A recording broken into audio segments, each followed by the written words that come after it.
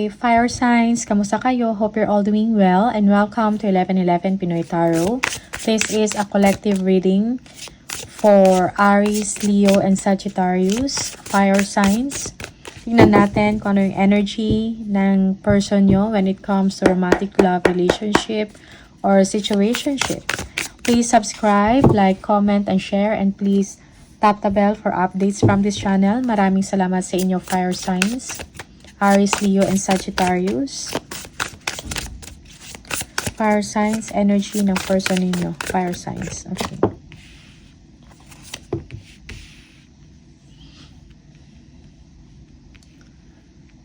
Parang nalulungkot yung person ninyo, pero binabalanse niya lang ang kanyang sitwasyon, ang kanyang emotion.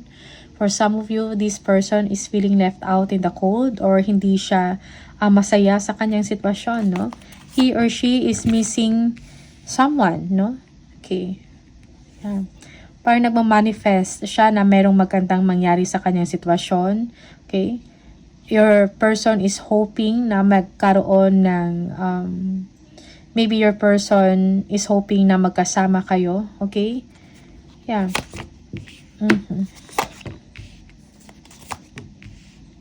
Okay. And you, fire signs, you want to have a communication with this person. Okay.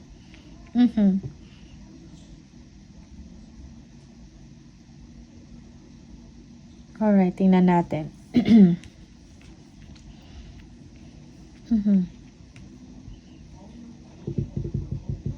You are focusing on your work, about some money mo, or sa career, sa trabaho.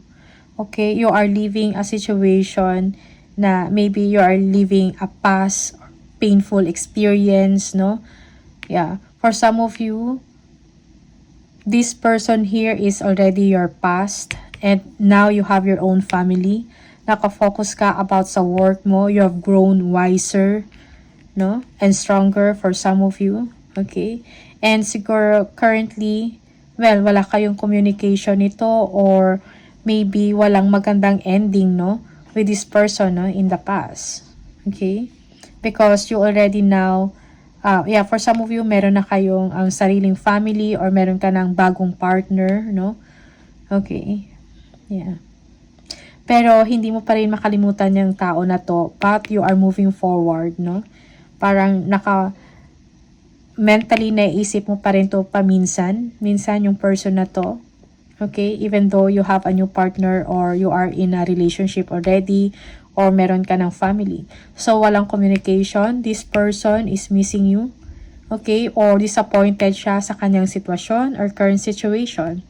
Pero, parang binabalanse niya lang din ang kanyang sitwasyon sa ngayon. Alright? Yeah.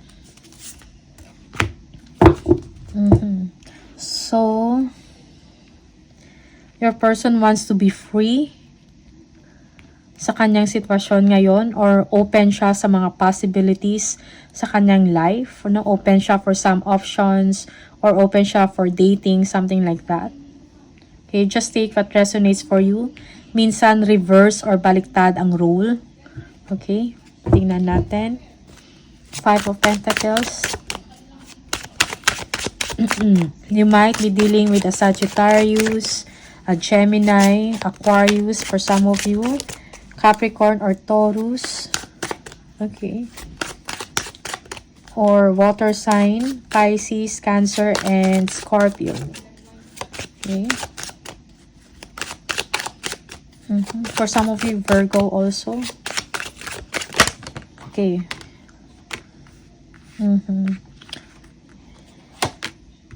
Okay. Parang yung person mo is trying to be strong, no? Trying to be strong sa current niyang situation. And again, temperance. Okay, you might be dealing with a kapwa fire sign, Aries, Leo, Sagittarius. Okay, yeah, this person is missing, for some of you, missing a Leo, okay, or a Sagittarius. Okay, missing a fire sign. Okay, and yeah, parang hindi siya ganun ka-confident, no? About sa situation niya, or this person is still hoping for you, or hindi pa siya nag-give up sa situation, no? Or hindi pa siya nag-give up sa inyo. Okay? Yeah. Maybe this person is manifesting you, or magbalik ka, or magkaroon kayo ng communication, something like that. The Temperance, tingnan natin.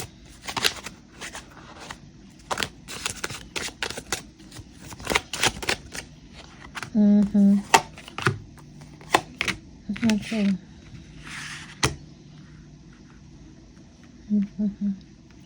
So, I think merong realization sa person na to about some lying, dishonesty, deception, no, in the situation. Okay, for some of you, you are dealing with a Virgo and an Aries. Okay, yeah. So, it's like maybe your person, if he or she is in a relationship, no, merong deception na nangyayari din sa kanya, dishonesty, and cheating, lies, something like that, no? And merong, yeah, it's like yung person mo ngayon meron din siyang natutunan, no? Sa inyong relasyon, no? Kung pass ka ng person na to. Okay? Yeah, maybe yung person mo naalala ka pa rin. Okay? Parang for some of you, ikaw pa rin yung naalala or hinahanap or namimiss ka. Yeah. Parang looking forward din siya, no? To communicate or to meet you for some of you. Pero, yes, parang merong restriction in the situation. Okay? Yeah. Tingnan natin. Your person is trying to be strong, or he or she is trying to be okay and strong. But mayroong manipulation dito na nangyayari sa current niyang relasyon or sa current niya na partner for some of you. Okay? 5 of Cups, tingnan natin. Okay, may nahulog. Yeah. Okay. Okay, merong panghihinayang sa sitwasyon, no? Yung person ninyo, or disappointed siya for some of you sa kanyang current relationship. Maybe this person is also in a committed relationship already, or married na tong person na to. Okay? Or disappointed siya sa kanyang sitwasyon. Yeah.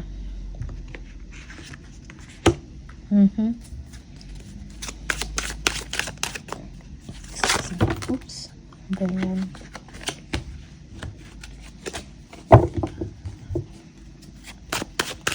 The Magician. Tingnan natin.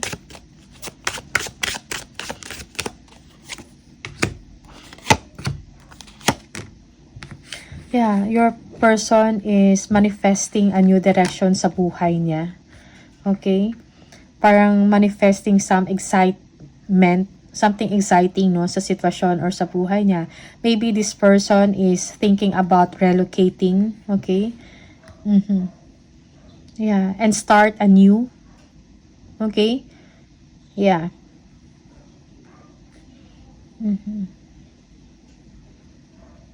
Yeah, may mga kailangan din talagang ma-realize, no, yung person na to sa kanyang buhay, sa kanyang relationship din. Okay?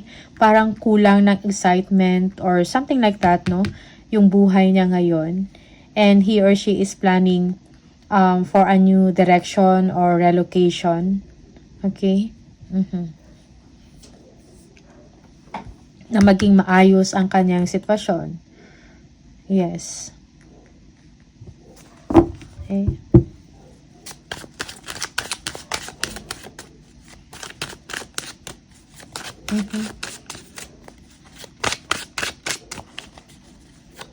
Yeah, yung iba sa inyo, this person, yeah, is going to make an action, no? Yeah, parang gagawa siya ng action na para sundin niya kung ano yung gusto niya, kung ano yung gusto niya sa buhay niya. Okay? Yes. Your person wants a new life. Okay? Tingnan natin.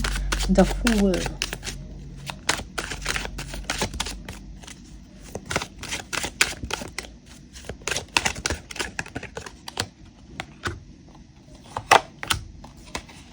Yeah. So, your person is open for the possibility, no? Or maybe your person is going to take a chance magte-take siya ng chance na mag-communicate sa inyo. Okay? Pero, pinagdidesisyonan niya pa lang ito. Alright? So, namimiss ka ng person na to. Parang gusto niya mag-communicate sa inyo, but at the same time, para sa kanya, bahala na kung kailan. Okay? But the person wants to take action. No? Yeah. Okay? If this person is in another country or in another place, your person is going to take a chance to go home, no? Sa kanyang hometown, no? 6 of Cups. Alright? And nagdidesisyon siya ngayon. Okay?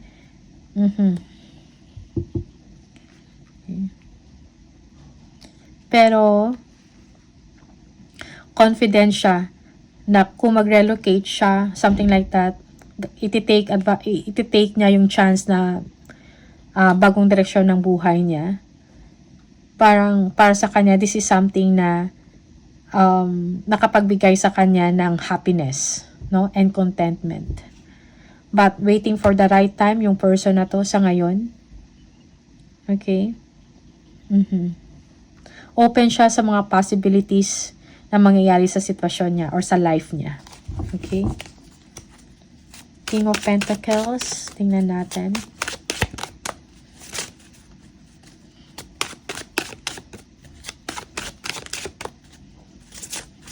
Just take what resonates for you. Minsan, reverse yung role or baliktad yung role. Okay.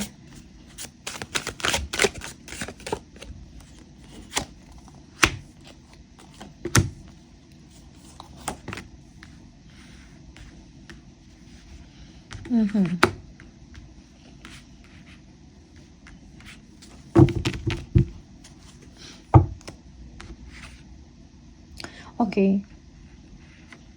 So, you on the other hand, fire signs,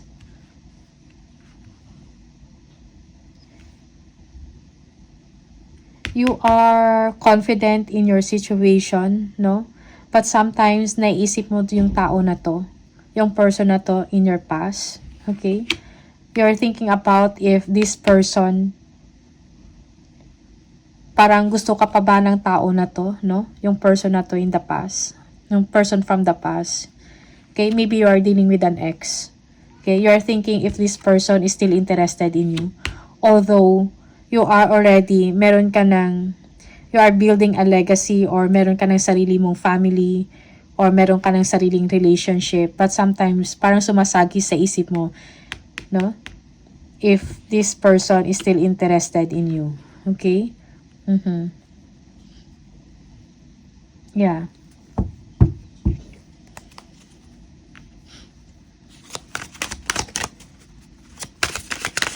Tingnan natin, 6 of Swords. You are focusing on your finances, no? Parang well-established ka na when it comes sa inyong career or sa inyong finances. But when it comes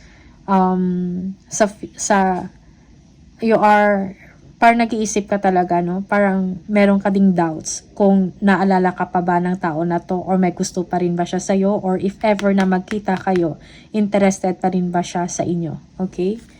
Yeah. 6 of Swords, tingnan natin. Okay. 6. Okay.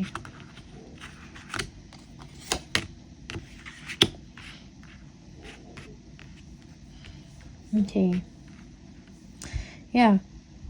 So, parang ikaw, parang okay ka na sa sitwasyon mo, no? Parang confident ka sa situation mo. You are doing well when it comes to your career, money, or business, no? When it comes sa inyong creativity, kayo ay namamayagpag. Okay? So, it's like ikaw parang kinakalimutan mo na to, yung nangyari, yung sa past is past already, and you are moving forward sa kung ano yung current situation mo and with your current relationship. Okay?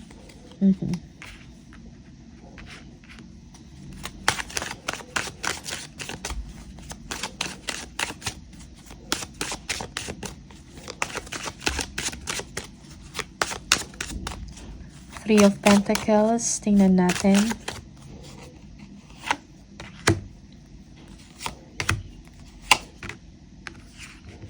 Yeah. Okay, definitely, parang walang communication, no? Parang wala kayong communication with this person.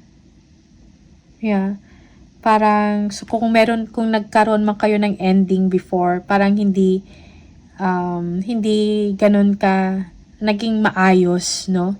Maybe it's because parang gusto nyo pa yung isa't isa at that time, and parang kinakailangan na may separation or i-end yung situation ninyo. Okay? So, here, yeah, for some of you, parang walang communication.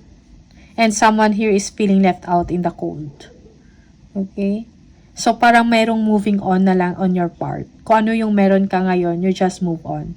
And you are leaving someone, your past, no, in the past. Okay? Parang yung tao na to also is feeling left out in the cold. Yes, this person, gusto ka ng tao na to, yung taong na to in the past. Okay? Gusto ka pa rin niya, actually.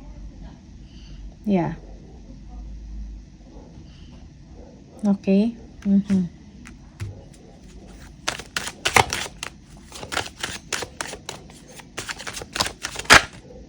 Okay.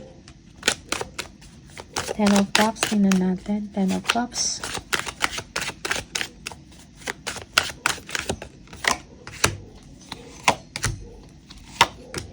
Okay.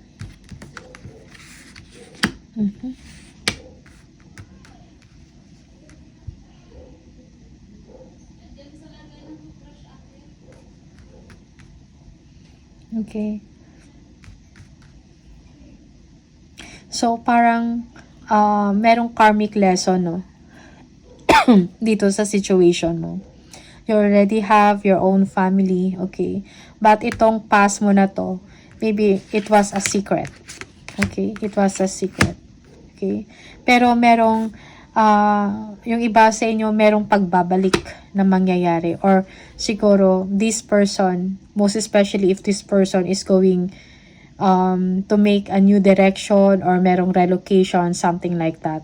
Merong possibility that this person may communicate with you, yes, no?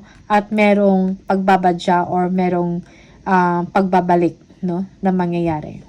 Okay? Yeah. Yes, minahal mo din yung tao na to in the past. But then again, you have your new life now and nakafocus ka na dito. Although sometime, parang sumasagi pa rin sa isip mo yung tao na to. Yeah.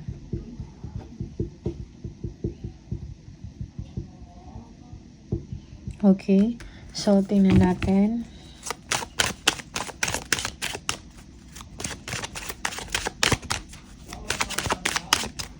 Okay.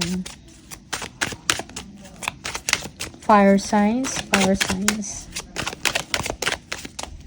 Yeah, for some of you, you are dealing with a water sign, Cancer or Pisces, and Scorpio. Okay? Pero malakas yung Cancer. King of Swords and the King of Wands, no? Yeah. So, for you, parang focus ka. Mag-focus, I think, merong kailangan kang pagtuunan ng pansin kung ano yung ngayon mo. Focus ka kung anong meron ka sa relationship mo or sa career mo or sa trabaho mo. Okay? You may be, for some of you, you may be receiving a communication from the person, no, in the past, no, communicating with you or parang magpaparamdam, no? And parang merong sense na parang gusto ka pa rin ng tao na to. Yeah. You may be receiving a communication. Okay?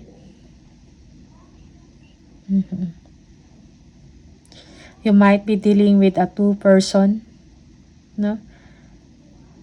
Yeah. Okay. Pero magkakaroon ka din ng clarity, and yung person na to, magkakaroon din ng clarity sa kanyang sitwasyon. Yeah, for some of you, this person is babalik, magko-communicate, magpaparamdam na maybe nagpaparamdam na interested pa rin siya sa inyo. Okay? Yes. Fire signs. So, these are the messages for you, fire signs. Maraming salamat, and see you on the next video. Bye!